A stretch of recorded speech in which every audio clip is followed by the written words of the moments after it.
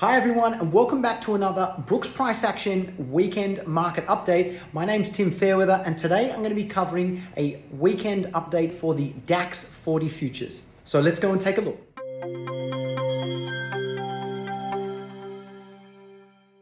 All right, let's talk about the DAX 40 futures on the monthly chart. See here, we're in a bull channel. We've probably had, two or three legs up.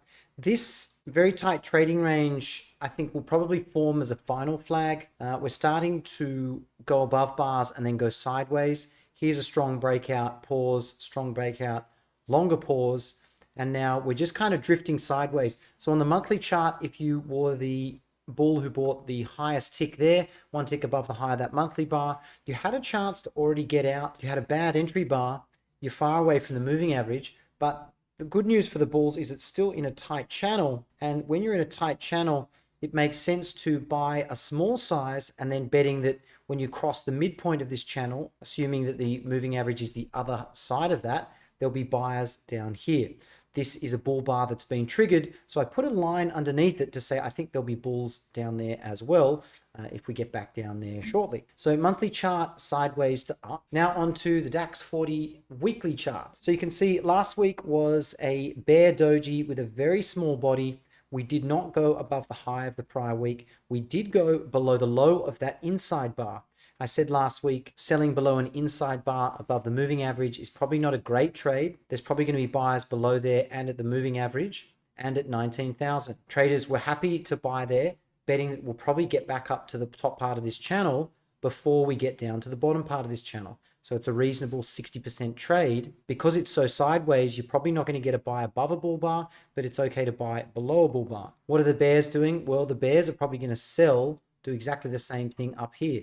No one wants to buy above that inside bar just yet. So there's probably going to be sellers. And I suspect we're going to go sideways here. It's not a good buy signal, nor is it a good sell signal. That means expect limit order trading at extremes. I marked a measured move. If you were a bear and you sold this bar, you had a couple of options. One is you sold more at the high of that bar and tried to get out break even.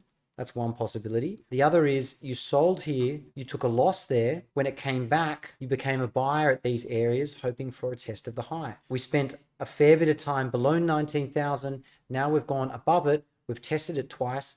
I think we're going to find support here. It did sell off very strongly the other week. However, the bears have not been able to do much since then. So still always in long. The bears could argue this is one push up. This is a second push up. That's the swing point. That they just managed to go below that swing point. So bears will argue it's a trading range. I think it's a trading range in terms of context anyway, but that means there's probably going to be more sellers above the highs here. The bears have definitely broken a trend line here, but they still have this moving average. So I think we'll just keep drifting up in a broad bull channel for the moment, expecting sideways, probably sideways to up next week. If we do go down here, I think there's going to be buyers. You can see the bulls have still got open gaps below. There's not a lot of gaps left in here anymore, and that means that this can all turn into a trading range. And that's the DAX 40 futures on the weekly chart. Here's the DAX 40 futures on the daily chart. You see I've said bear breakout, small open gap, triangle, support at 19,000. So what's going on here? Well,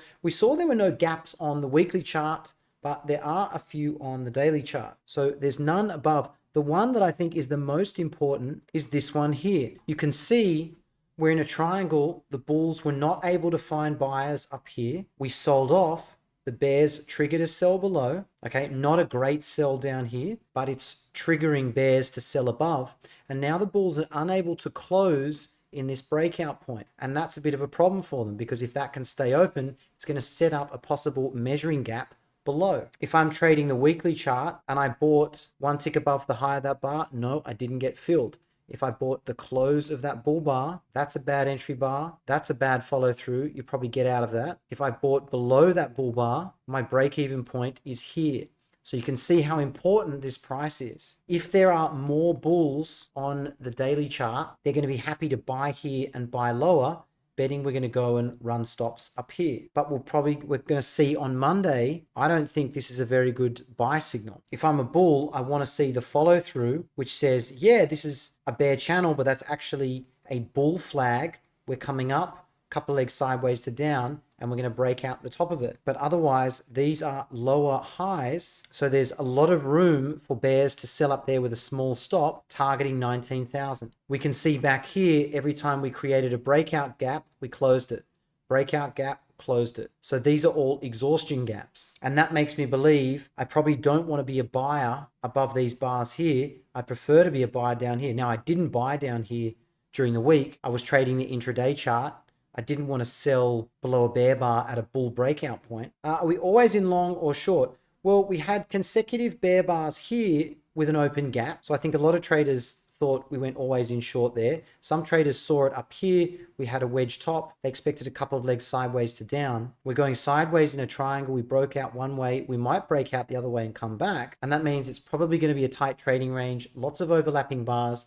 Very bad for stop entries. So if you're an aggressive bear, you'd be selling above that. I think more will be selling up here. Other bulls will be buying below these bars. Betting we're going to stay in the middle of that range. Well, thanks very much for watching. That was the update for the DAX 40 futures. Happy trading for next week, and I'll see you next weekend.